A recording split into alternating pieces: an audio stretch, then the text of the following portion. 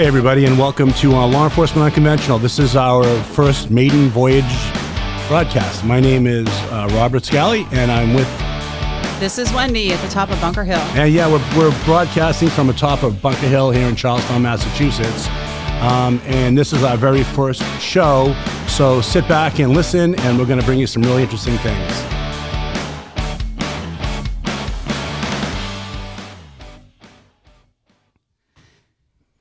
Hi, welcome back. Wendy, say hello. Hi. We hope everyone's doing well today. It's a beautiful snowy day up here in Boston. This first podcast is in response to some media we have seen on social media here recently. There were some things that were taken out of context. And we're going to clear that up. And we would like to firmly clear up where our stance is on a couple things and explain exactly what it is that we do to help law enforcement in those communities. Yeah. Wendy, first we're going to tell them who we are and what we do. My name is Robert Scally. If you notice my Boston accent, please don't let that scare you. But please listen to our show. You're going to hear some really interesting things about law enforcement and unconventional approach to law enforcement. Now, my Boston accent tends to have me speak rather fast, and I'm very passionate about what I do. I'm a former 18 Delta. I was an Army Green Beret for 15 years. I spent all my time on the teams. I was a medic on the team. I was the 18 Delta. I've been to all the shooting schools, been to some great medical schools, been to some great stuff. After I left Special Forces, I went into the private security industry, was out in Hollywood, had a very high-profile movie star. I was the head of Steven Seagal's security. Great gig. Love Steven.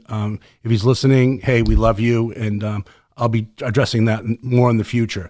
I wrote a book called The Unconventional Approach, Unconventional Law Enforcement, the Close Protection Operator Handbook. You know, I write so much, and we have so many things in the work. People ask me, "Hey, I read your book," and I have to step back and kind of dive into it. Which one? And the reason we're having this broadcast, like Wendy said, is to clear up some issues. So you know a little bit about me, and Wendy, tell them a little bit about you. I'm a former contractor. I'm managing partner here at Vector Law Enforcement Shields. I'm a federal, state, and local licensed shield instructor. I'm support to SF, basically, is what you see me as here. I'm support to whatever the guys need, and I'm actually a real-life shield maiden. Yeah, Wendy worked for the DOD as a contractor, and she's our true-to-life shield maiden. So if you want to check her out, you can look at our Facebook page and check us out. Go to... VectorShields.com is the website, and then you can check us out on Facebook. I'm under Wendy Schaldmere and Vector Law Enforcement Shields. So on Facebook, they could find us by looking up Vector Law Enforcement Shield, Vector Police Shields and Training. Awesome. Perfect. Okay, so we're going to talk a little bit about, why I invented the Vector Shield. It's a patented product, and we have a lot of people talking about, is the shield too small? Does the shield work? Well, we're going to clear a lot of that up. Now, I'm going to tell you why I invented it. Actually, it was because I saw a video of a Boston police officer about 6-7 years ago being shot in the face. I saw a reaction. I saw a physiological response to the shooting that caught me pretty quick because of my background in medicine and tactics. Being in special forces, we focus as a team medic. I focus a lot on the medical application to shootings. So I saw something that was pretty interesting, and I went back and I started looking at all of the shootings that we have seen that are on the internet, and I saw the same common thread. And with that, I sat down, had a piece of paper. I started sketching this out, and then it led to the formation of Vector Shields. And what happened was I built one, sold one, built 5, sold 5, built 10, sold 10. But we provide the training, and we're going to get more into that but that's really how Vector Shields, Vector Police Shields came to be. Because I saw a video, and I went back and did the homework and checked out why I saw this. Let me tell you a little bit about what I did see. I saw the officer beat the shooter. Now, that's a pretty bold statement, right? I saw the officer beat the shooter, even though the shooter had the gun in his hand. I saw the officer flinch, get their hands up before the shot went off. I went back, I started looking at all of the police shootings that I could find on the internet, and basically saw the same exact thing. I saw that the physiological response with the officer holding their hands up and stopping, well, they couldn't stop, but attempting to stop the bullet from entering their central line. Now, medically speaking, if a bullet enters into the central line of your body, you're going to die. And again, that's what the Vector Shield is designed to do, and Wendy will talk about that more, but it's designed to protect the central line of the body. It's not designed to protect the whole body. It's designed to protect what we call the hydraulics of the human body, the central line, right? If a bullet goes into the central line, what happens? You're probably not going to make it. You're definitely probably not going to make it. And when we see more officers being shot where? In the head, neck, and chest. In the head, neck, and chest. Now, look at the FBI statistics last year, and I really want you all to do your homework on this, but over 40 police officers were shot and killed, right? Out of that 40, 30 were wearing their body armor. So what does that tell us? They're shooting officers in the face. They're shooting you in the face. So again, I saw that flinch response, right? I saw that the officer actually beat the shooter. So what happened at that point was I ended up developing the whole concept of Vector Shields. Anything you want to add, Wendy? Just that you developed the shield after seeing that officer, and it's horrible what's going on. The climate is awful. We have a tool that actually stops rounds to the head, neck, and chest, and it works in documented police reports at the federal, state, and local level across the entire United States. Tell them who we train. We train Homeland Security. We train U.S. Marshals. We train several state police agencies. We train a DOJ task force who serves warrants to pedophiles. We train multiple local. We basically travel the United States, right? Travel the United States at all levels, And we train state, federal, local. I think the month before last, we did 9,000 miles. And we went from department to department, all the way up to Yuma, California, from Massachusetts to Yuma to Florida, in between, stopping Texas, all across the border, everywhere we went. And we travel the country and we train law enforcement on using our product. Now, our product is being used by a lot of premier agencies, to include some agencies we cannot talk about. Wendy? That is true. Okay. Wendy was giving me the eyes right now, saying, "Don't talk about it." Wendy, OPSEC is a thing. OPSEC is a thing. So let's get in. Which is kind of the reason we're in this discussion that we're in. OPSEC. We will not ever show police tactics on social media. We get asked all the time, even by officers, to please show the tactics. We cannot do that. It's a safety risk for officers. Explain why. Well, if we show the tactics on social media, the bad guys will know what you do. And on that note, we were in Oregon shortly before the election, and there were terrorist organizations that were walking around with small armed secured shields, using them against law enforcement. That's pretty amazing. And we first of all, we don't sell to civilians. We don't train civilians. No civilian has our shield. Every single shield that we produce and make has a serial number, and it's only issued to law enforcement. But we're going to tell you about the nomenclature later when we get to that part. But everything that we do is for the protection of law enforcement. We do not show our tactics. So people are asking us, hey, what about this? What about that? We're not showing you. We're not showing you the add-ons. We're not showing you the other things that add on to this shield. We're not showing you how an officer approaches a car. We're not showing you peak approaches and other things that we have in our training. If our training didn't work, we would not be training in the places that we're training. We can't tell you really what we do, but we're going to talk a little bit about the shield, right? And if you're a credentialed, presently have the credentials as law enforcement, and you want to call us up and have this conversation, we will be glad to. Wendy, you want to give them our website? The website, again, is vectorshields.com. Your Gmail, direct Gmail? The direct Gmail is savingliveswithvector@gmail.com. So if you have any questions, and also the telephone number? 239-281-8669, and we live answer the phone 24/7. So it doesn't matter if you're an officer that has a question at any time, day or night, we're here to answer your questions. And I'm going to tell you the difference between our company and other companies. Everybody in our company is either law enforcement, military, or both. So except one of two of us. Social media people, and some of the others are not, but well, the tactical teams. The tactical teams. I mean, anybody that most law enforcement is going to come up against or meet, they're all either military, law enforcement, and when we say military, most of all special operations. And then we have a lot of officers. Some of our officers have been shot. That talk about the Vector Shield, and we'll eventually bring you that. But let's talk a little bit about today about what we do, right? Let's talk about Vector Shield in particularly. Let's forget about this stuff that you're seeing on Facebook. Hey, it looks like this, it looks like that. You really don't know what it looks like until we're in your department and we're showing you what it's about. Correct? Absolutely. And from the second we get into a department, we get the big eye roll. Oh gosh, here comes a salesman trying to sell us something every time. That's funny you say that because people ask us, hey, wow, that's so impressive. You know, you're selling all these departments. You should go on Shark Tank. And I'm like, dude, I am on Shark Tank every day. I walk into a department. We walk in. They hate us. They hate us. I mean, initially. And then what happens? Tell them what happens. Within the first 5 minutes, a light bulb goes off. And then the officers start to think, wow, I could use this in this situation or that situation. And by the end of the time, by the time we leave in that demo or that training, 100% of the officers in the classes that we instruct want the shield or have already purchased the shield. We have a 100% approval rating. Right before the election, we trained 80 federal agents. And out of those 80 federal agents, every single one of them gave us an approval rating and said that they wanted the shield as part of their kit. Plus hundreds of DOC. I mean, we can go on and on and on about who and what we train. But when you tell them about what the difference between the large shield, do we like the large shields? Yes, everything has its place. Right. And any kind of ballistics that an officer can put in front of his or her face or his or her body is better than nothing. If you can put something up there, it's better than nothing.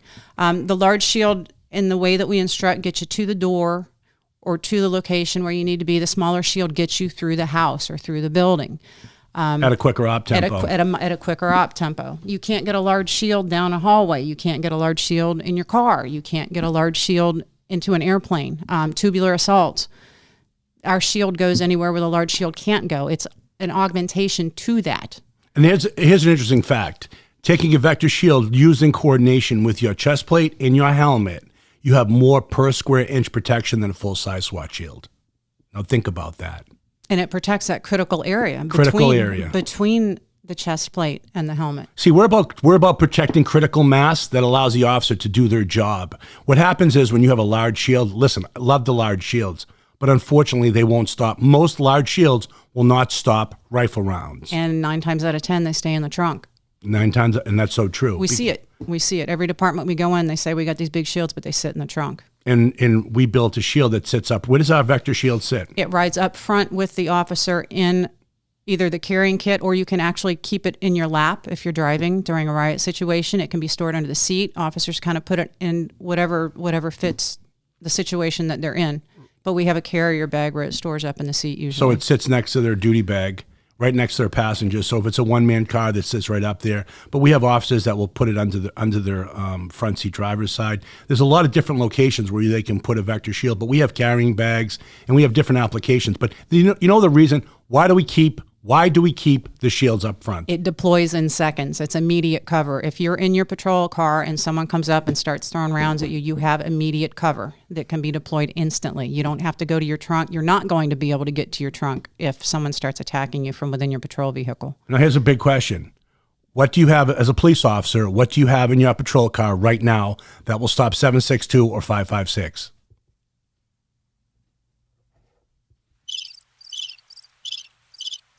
Exactly. So we actually ask a lot of officers that question when we go in there. What do you have right now that will stop 762 or 556? What do you have anywhere that'll stop a round to the face? Really nothing. So I hear all this pushback, and we have pushback from other officers, and they'll tell us, oh, hey, we don't think that's going to work. Well, you know what? It does work. I can tell you it's complete certainty that if preventing a round from entering into the centerline of your body will keep you alive.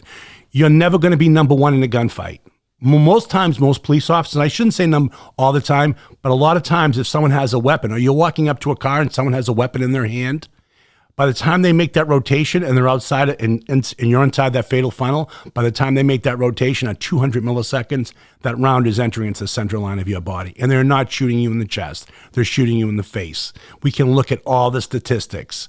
And one thing about what we do is we train for real. Like we have a training manual. Wendy, let's talk about our training.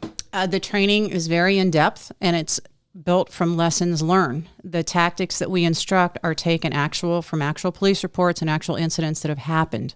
The best thing we can do to honor the fallen is to make sure that their brothers and or sisters don't fall in the same manner, is to protect them. Right. We take that very seriously, and our main focus is to protect officers so they can then better do their jobs more safely behind ballistic cover. You know, it's so true, because people ask me why we do what we do. You know, aside from the fact that, you know, being a medic and my preservation of human life, but what we do because we like to keep people safe, because we don't want that knock on the door. And you know what? If we can put a ballistic barrier between the officer and the subject and keep that officer safe and allow them to do their job, that means my family, my mother, my relatives, my loved ones are safe. When an officer has to go into a deadly situation, I'm going to make sure that we build the very best product in the world that's going to stand between them and in a dangerous situation. Now, our Vector Shield, it'll stop multi-strike 7.62.556. It stops knife attacks. It stops, again, very fast. It's lightweight. Wendy, what does it weigh? It weighs a little over 8 pounds, fully loaded. Fully loaded.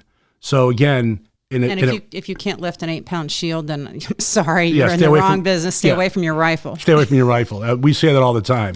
And again, you can move really quick with the Vector Shield and intercept, and allows the officer at that point to stop the aggression, right? To stop the attack. It immediately stops the attack. Immediately stops the attack and allows them the chance in a few extra valuable seconds to transition to their weapon or to a tool to stop the threat. Now, what we saw on social media, you know, thinks that we're advocating using shields instead of weapons. That is not what we're advocating. That stemmed from a training we did where the newspaper was present. Trying to protect officers, I decided to hide the blue guns under the chairs. When the reporter was in the room, she witnessed officers standing with shields and no guns against a knife. That is not how we train. A knife is a deadly weapon and should be treated as such, as is a bat, as is a brick, as is anything that could kill an officer. And do we, you know, let's talk about policy and procedures or SOPs. Do we violate any SOPs? No, we do not. We work in conjunction with the department's SOP. So if you have to deploy a vector and then deploy your taser or deploy your ASP, your baton, or your pepper spray, you can do that. So again, it's lightweight, maneuverable, gets you into that funnels. If you're going down a corridor, we're keeping your Centerline protected. If you're peeking into an attic, your head is protected. If you're peeking around a corner, your head is protected. If you're going into a car to take a subject out of that car, your head is protected. If you're stepping out of that car and someone's running at you with a knife, you're protected. You can stop the attack, transition to whatever tool you deem necessary. That's not my job. It's not our job to tell you. My job is to build products that stop the threat. Remember this, and I don't want to sound like a salesman because I'm not. I've been told to watch my swearing. You're a horrible salesman. I'm horrible. I'm horrible. Horrible. And again, I was told not to swear because they were going to beep it out on it. But I get so passionate about this because every single day, the people who make bullets are making bullets to defeat body armor. Now you think about that. You're wearing something that someone sitting in a lab is building another product. Now, our shields are made with AR600 steel. They're 5 millimeter thick.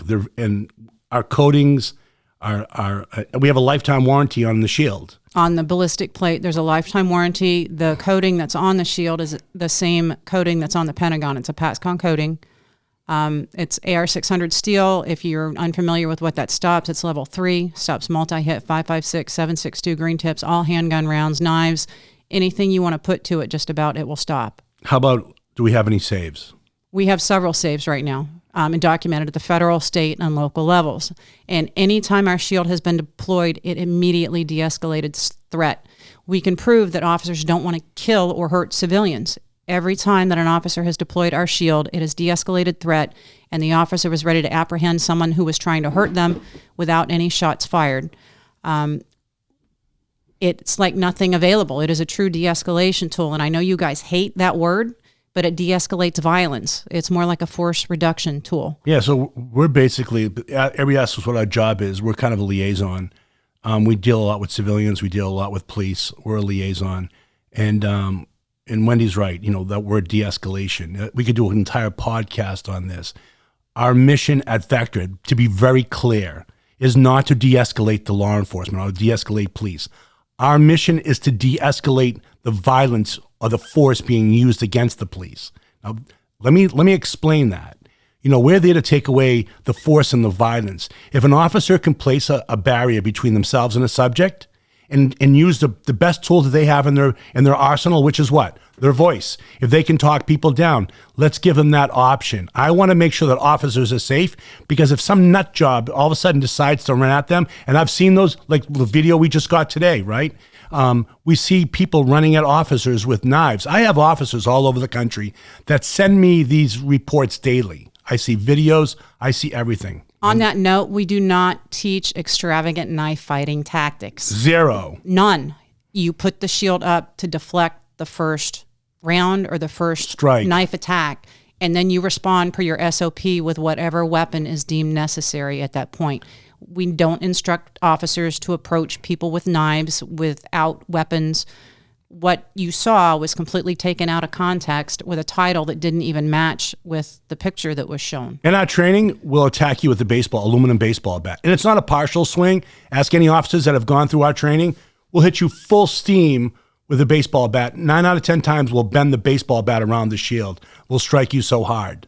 Bobby has legitimately almost killed an officer with a base split. I've split them open. Yes. I mean, yes. Andy Lavoie, we love you. And I'm going to send that out because Andy's one of our big people. There's been things that we've done during our training. And let me tell you something. We train for real. So if anybody's asking, hey, what are the base? We throw bricks at people. We want you to use sim rounds on our shields. It doesn't void the warranty. You can't do that with the other shields. We want you to take them into the shoot houses. We want you to see how they function. You can't test. So, Wendy, it's when I talk about a lifetime warranty and she'll tell you, oh, it doesn't include the straps. That's what she's talking about. We still have straps that have been around for 6 years. Right. They're still going to outlast anything else. But the shield itself has a lifetime warranty. Let me ask you, if we're in the money-making business or in the bullshit business, we'd be building shields that we got to replace every 5 years. We're actually building to put ourselves out of business. And people ask us all the time, well, wait a minute, you're going to sell a shield once and then you're not going to go back? And like, yeah. We make sure that our shield, we're built with American steel, American workers. Every shield is serial numbered. We're building products made in America that's going to last a lifetime. And that's not a sales pitch. I'm very passionate about what I do, right? And you can hear it in my voice.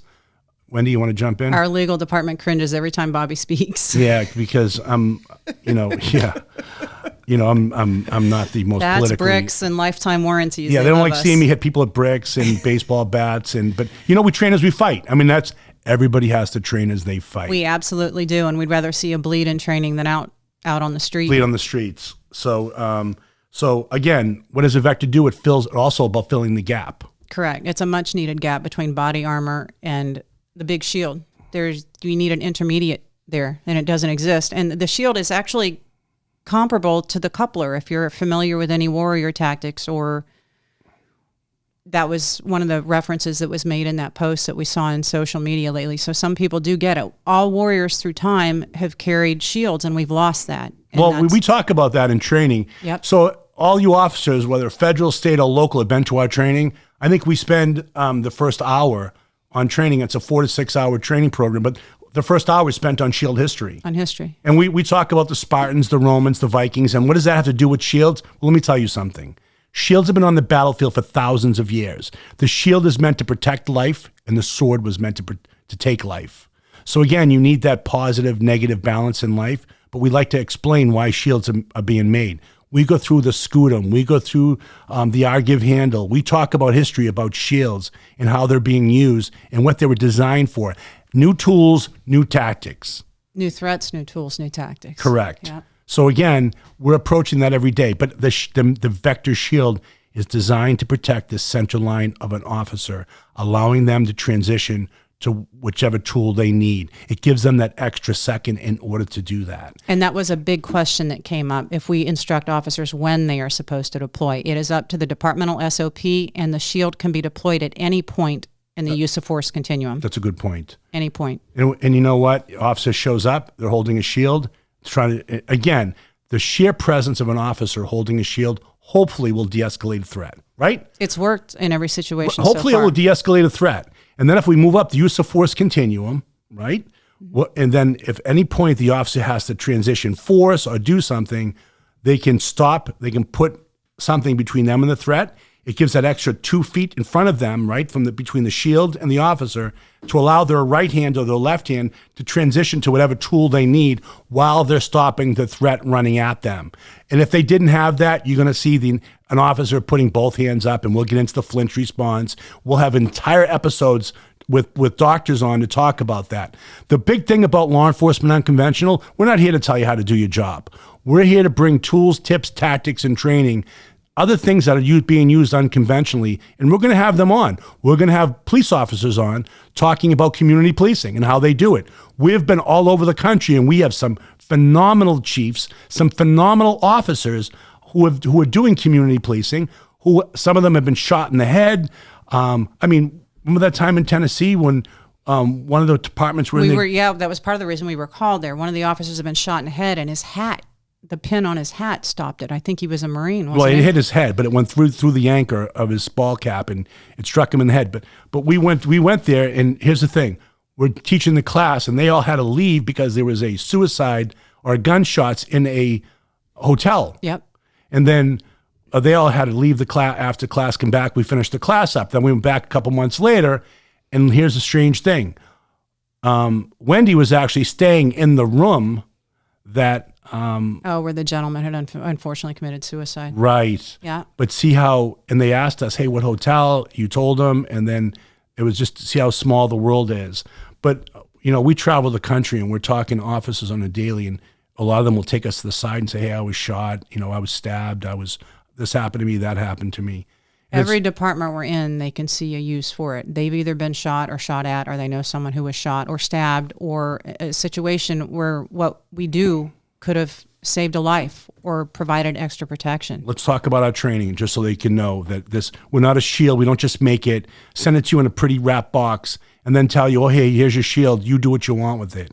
The disconnect is the training. Now, my time in Special Forces has taught me train, assist, and advise, and I would go in, and I'm basically a trainer. That's what Special Forces does. Well, one of our missions. And I would go in there, and I would do like a JSAT or an MTT, and I would go in there and I would train troops, anywhere in the world, and we do the same exact thing we do from department to department, right? We go in and train. So we developed our own training manual. Our training manual is how long, Wendy? A couple hundred pages. I don't know the number exactly. And we train them on how many? 63 or 65 points. 65 points. And each one of those points comes from an actual incident or type of experience that an officer has had. And you know who our best people to talk to? Isn't even us. Don't talk to us. We don't want you to talk to us. Speak to an officer who carries our shield. Speak to an officer who was saved. Speak to a department who has a track record of using our shields where instances have been avoided. We have tons of officers speak on our behalf at the federal, state, and local level. You can speak to all sorts of SROs, SWAT, prisons, fugitive apprehension teams, DOJs. We have an officer in every field that would be willing to speak to someone else on what it is that we do and how it's worked for them in the field. And it's it's amazing is a lot of times we'll have officers say, oh, we don't like this, or blah blah blah blah. They give us a problem to a solution. And before they even see it. And it's like, oh, I don't think this will work. And I'm like, you know what? Why don't you talk to people that are using it? Why don't you, new tools, new tactics. Here's the deal. Bad guys know your SOPs and your training better than you do, better than the young guys or young women on the police departments. And the thing that really bothers me is that every time that I know in a couple of days from now, even after doing this broadcast, an officer is going to be killed. They're going to walk up to a car, they're going to walk up to a door, they're going to walk up to a person, and they're going to be killed. And if I could just get our shield into the hands of that officer to put it between themselves and the threat, we'll give them the fighting chance. And that's all that we're trying to do here at Vector. That's what we're trying to do. You want to call me up, you can call me directly. My telephone number, 617-416-9383. I answer my phone all the time. Unless, if we're doing a podcast or I'm in training, and then I'll call you back. But the thing is, we're very passionate about what we do, and it really, really, it does something to us to let us go out there, and we're trying to help law enforcement by bringing these new... Listen, we bring a lot of really good special operations guys with a lot of experience into this realm also. We bring a lot of police officers with a lot of experience into this realm also. And we let them talk about ideas, right? Yeah. That's what we do. So again, it's a forum where special operations and law enforcement can come together with new ideas on tips, tactics, training. I'm not a big advocate on weapons. I'm really not. What I'm a big advocate on is safety. If I can keep you safe and get you up to that position, then you make the decision on what you need to do for your job, right? I'm not there to tell you when you get into the fatal funnel what your job is going to be. Not there to do that. Our job is to keep you safe while you're doing your job. And every time you deploy a vector shield, 100% of the time we're going with you. And we build a product that stands between life and death. There's a difference. I'm not building whistles. I'm not building shoes. I'm not building police uniforms. Everything that's deployed has to save an officer's life. And you know what? I have officers call me after a shooting, or officers call me up and I hear some horrific stories personally from them. And then I've had officers go through shootings, call me the next day and say, hey, I need a shield. You know, I think that some people don't know what they don't know when it comes to training. Don't know what you don't know. And I'm not saying that, I had an officer one time got really insulted when I said that, you don't know what you don't know. Well, you don't tell me about my tactics. And I'm like, if you knew 5,000-year-old shield tactics from the Spartans, the Romans, and the Greeks, then I'm sorry. And again, that's what we teach. The handle that we designed on the vector shield is an R-give handle designed by the Spartans. It absorbs energy. Absorbs energy. Yeah. It's like a tuning fork. And then we have the stack formations, from the Romans. A lot of the training that we do, never put the shield beyond your lead foot because it counterweights your balance. You're going to be, when you see our training manual, then you'll understand, right? And a lot of times, if a lot of the officers want to call up and get a briefing on what we do, like what our training's about, Saving Lives with Vector. SavingLivesWithVector@gmail.com. So, and again, go to website. Now, our website really doesn't show too much about what we do. Does it, Wendy? Well, you really can't, because we can't show tactics on the website. But again, we have video, and we can train in person and do demos in person or via the internet. But we go over counter ambush training. We go over our counter ambush is the best in the industry. From what officers have told us. From what officers say. And we bring in a lot of really experienced instructors that have been in ambushes, that have done a lot of amazing stuff. And we like to pass that knowledge forward. I'll have teams call me all the time. Hey, do you think this guy will come and talk to us? Do you think, that some of the trainings that we have. I mean, we have look at Rat. Rat's a great trainer. Yeah. He was the head of the Marine Corps combatives program. And but we have some really great trainers that are part of what we do. So, anything else we want to discuss and talk about, Wendy? Just to touch on what you were saying, the terrorist organizations here in the States are Googling ballistic shields by the thousands. We get the analytics. There were 12 or 15,000 searches for ballistic shields a few months ago. They were not law enforcement. So what Bobby was saying about the bad guys learning your tactics, they're also trying to buy your equipment. Look what happened in Portland. Look at Portland for an example. I mean, we've seen the video. They had shields. The police had shields. And it looked like I was actually looking for, like I was watching Alexander the Great, a replay of Alexander the Great. Two opposing armies with shields. And the shields that the I don't know what to call them, but they were holding were homemade plywood shields. Yep. Stopping rubber bullets. They were stopping everything. And the vector shield, again, our shield, when you show up to a riot with our shield, you can't even see it. It's slung on the back of an officer, right? You go hands-free. And then if you want to transition into our centerline protection, the vector shield, you can do that. It doesn't agitate the crowd, right? If you step we have officers that deploy them on every single call that they do. They sling it, they wear it on their arm, and they say once you get used to it, it's like an extension of your body. And we had an officer today that just reminded us about the breaching. Use it as a breaching tool. We take off doorknobs. You can go through a door with the vector shield. Take off the doorknob, push it happens. We've had officers go into bathrooms, get attacked by machetes, stop the attack. Been on the radio talking about it. And we'll actually have him on one of our Hank. We're going to have Hank on one of our podcasts. We had a federal agent who got hung up on entry. The lock failed on the door and they couldn't get in, and they got in with our smaller shield and stopped a man who was reaching for his handgun. They breached through the door. The lock fell off. It jammed the door halfway through. They had to make a decision.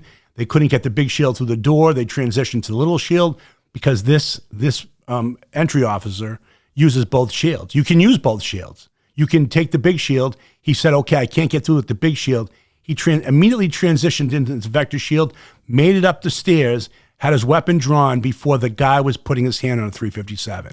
I mean, these are the after-action reports that make us do what we do. Which goes back to making entry undercover with a faster op tempo. Right. And you know what? I want to send you our training. Don't mind that noise in the background. That's me trying to shuffle my paperwork so I make sure I hit some of the big topics. And also, we'll send you our training manuals.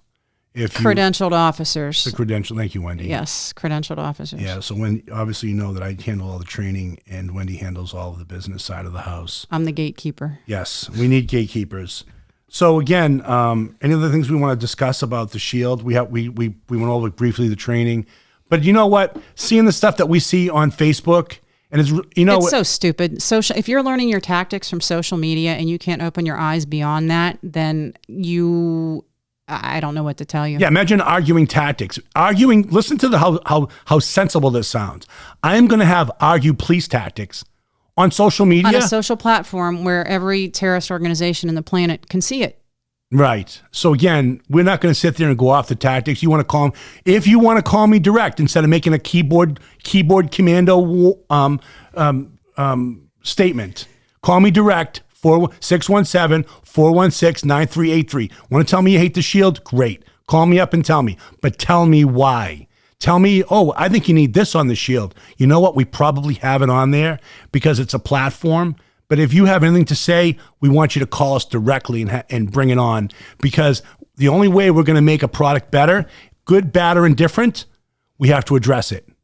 And we're not afraid about addressing all these, keyboard commandos saying, well, I've done this and I've done that. Yeah, it's great. And then come to find out, I'm talking to someone who's never picked up a shield, never made entry, never did anything. And I'm not saying that's a bad thing, but we don't argue with civilians on tactics. Well, I think that this, oh my God, you would have I'd spend all day responding to nonsense. But if you're a police officer with credentials and you want to ask us about our training and tactic, you call us directly and we will be glad to approach this. I'm not a good salesperson. I'm only here to talk about tactics and bring our very best training to law enforcement so we can keep people alive. Because the fact is this, in a couple of days from now, a police officer is going to be killed. That is an historic fact. It's a horrible fact. It's a horrible fact. And we always call it the what if, right, Wendy? I call it the what if. And I said, what if I could just get a shield into their hands, right? I have other police officers. I don't think this, they've got no solution to the problem. But again, they have an awful lot of comments. But what about that one officer that's going to be killed a couple days from now? What about that person? Do they deserve a fighting chance? I think so. And I'm going to fight. I'm going to say something. I'm going to walk in. I've got a big mouth. I'm going to walk in and I'll say, hey, take our shields, do a T&E, see if you like them, go through the training, then make your comments, right? Don't tell me that I'm going to send an officer out of their car because I read every single report. I read their names. I read it out loud. And some of them really, and I have other officers that text me, even this morning when I'm waking up, hey, this shield could have prevented this. And that's why we do what we do. But if you don't know about our product or what we do, we don't go on social media. We don't go on there and start, you may see some of our pictures, but we're not showing you fatal funnels or anything, we're not showing any of that stuff. But, I don't think it works. Really? I don't care what you think. The shield is small. That's its greatest attribute. And everyone's seeing it on Facebook and saying those comments. Centerline. I can't even explain to you how important centerline protection is. If your cranial nerves are protected and your head is protected, you have a hell of a lot better chance of surviving than not. Okay, my background is in close protection. My background is keeping people safe. I've been paid to keep people safe close. Now, I tell people, you want to see how our shield works? Get yourself and a friend, do 3 feet apart. Take your cell phone, hold your cell phone up in front of your face. way out in front of your face, your friend's face. Ask him what part of the body they can see. Now, the shield's a lot bigger than the cell phone. But again, I can make sure the closer you are, the better the shield is. Because it's designed for close protection. It's not designed to get you from point A to point B like a large shield is designed. Every shield has its, listen, the history of shields will tell you whether we're using buckler shields, whether we're using archery shields, whether we're using scutums or hoplongs, whatever shield we're using, and we talk in depth about this, they have their tool and their application. Law enforcement today has to move quicker and faster at a faster op tempo in order to beat a shooter, right? Because here's the thing, you're not stopping arrows, you're stopping bullets. You know, again, we're going to talk a little bit about the flinch response, but if I can get an officer to flinch, which naturally you're going to be, and if you get into the flinch, right, a flinch, and if you can get into that a flinch, and we'll discuss that further, by flinching with the vector shield, you're keeping your center line protected. The question is, could I be shot holding the vector shield? Yes, you could be shot, but hopefully you're shot in a good spot like arms or legs, and keeping the bullets away from the center line of the body. Because they're not shooting you in the chest.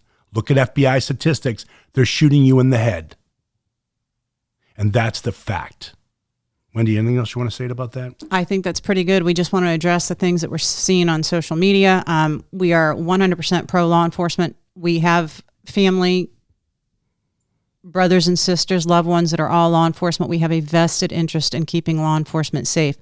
Our first priority is to do that. And a protected officer is a safer officer for the public as well. Make better decisions. You can, if you're protected, of course, you can act.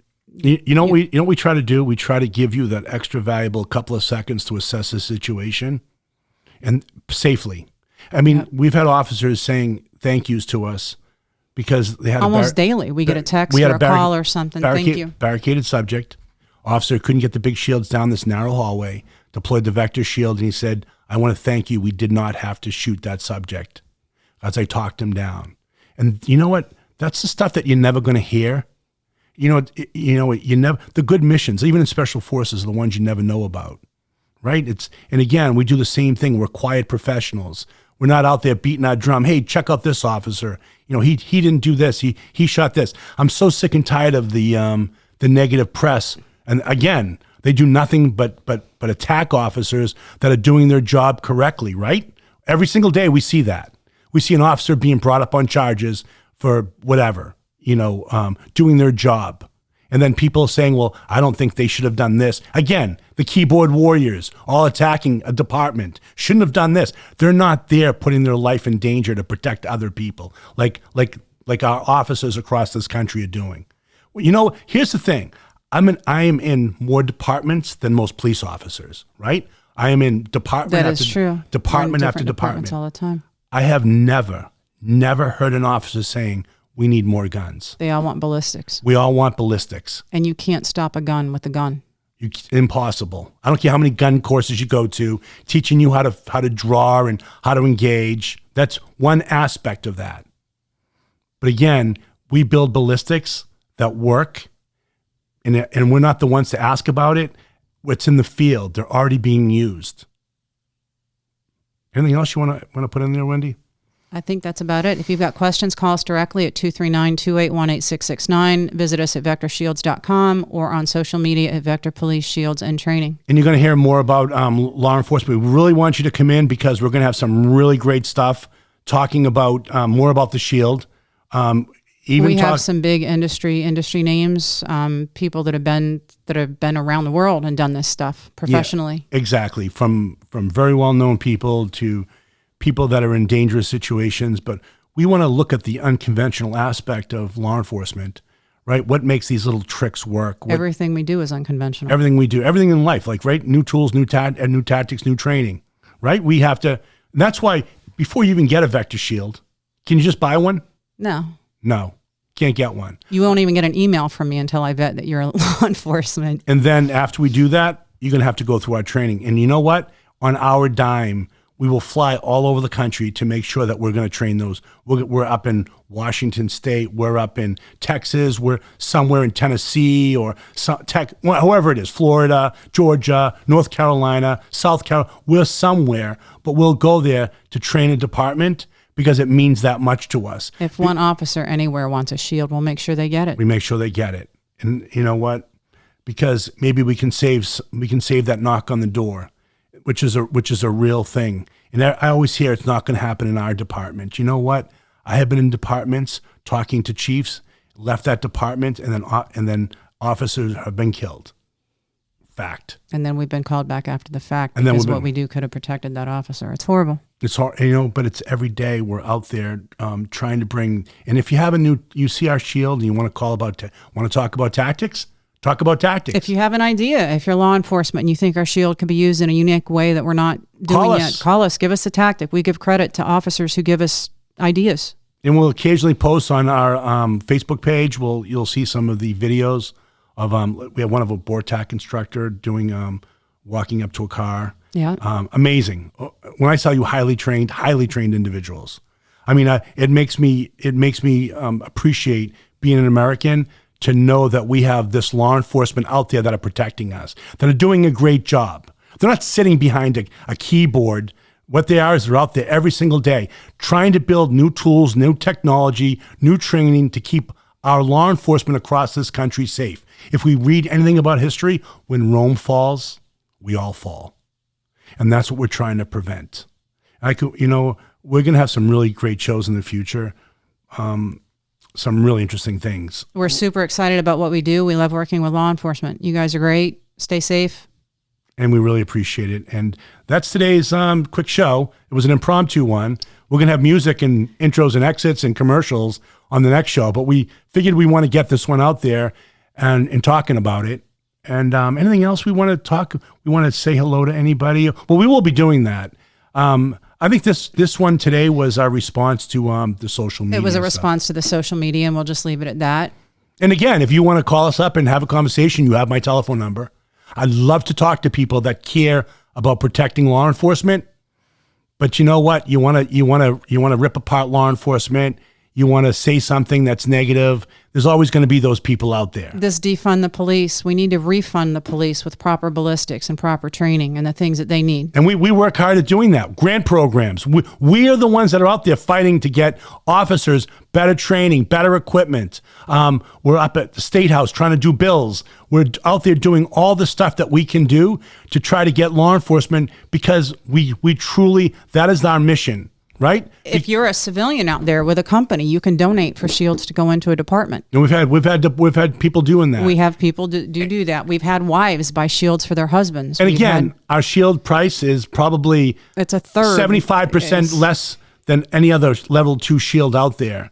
And again, call us up. Level 3A. I'm sorry, level 3. But again, if you're sporting a level 2 vest or you need plates, we have companies that are out there that provide really good stuff, but we only do shields. Let me be clear, our shield is a level 3. Yeah, I'm reading paperwork right now, and Wendy's keeping me online. And this is unedited. We're not going to edit anything out. Occasionally, I drift off into something, and she'll snap me back onto reality. But we're very passionate about what we do, and something new for us. This podcast is something new. We're great with tactics. Navigating media has proven to be something a little bit different. Yeah, but if you want to hear our voice, you can hear us directly, right? So we're doing this because in response, I could not type all this information. I'd be writing another book. I tried. I kept up with one of the posts on a thread, and it about killed me. And then we have 500 more threads to go. And we have tons of police officers texting us, "Hey, dude, did you read this?" And I'm like, "Yeah, what the hell?" Respond back to it. And again, we're not shy about responding back to stuff. No, and I don't care about what anyone has to say. I know what we do works. We can save officers. We do save officers. And if we can just save one officer, it's worth all the aggravation and frustration. Yeah, there's things are happening to law enforcement every single day. And let's hear the positive side of it. It's horrible. I spoke to an officer from Texas this morning. He went out without power for 3 days with 2 young kids, and now he's out helping everyone else while still doing his shift. And that's the type of people that they don't know. They see law enforcement as being this blue beam of light with clubs and whatever, rioters and blah, blah, but they don't understand that there's these people stopping to help strangers, even off duty. This is a man with a wife and 2 young kids with no power, and now he's out trying to patrol and help others. Probably on his own time, too. He Probably on his own time. He does do a lot of stuff on his own time for the community. And you know what? They should get credit. And we have a lot of great officers in this country, and a lot of great military, a lot of great people in special operations and patrol and every aspect and every level. And hopefully we're going to be able to bring that to you. So we're gonna wrap it up right now and say thank you very much. My name is Robert Scally, and Wendy. This is Wendy. We thank you so much. Stay safe.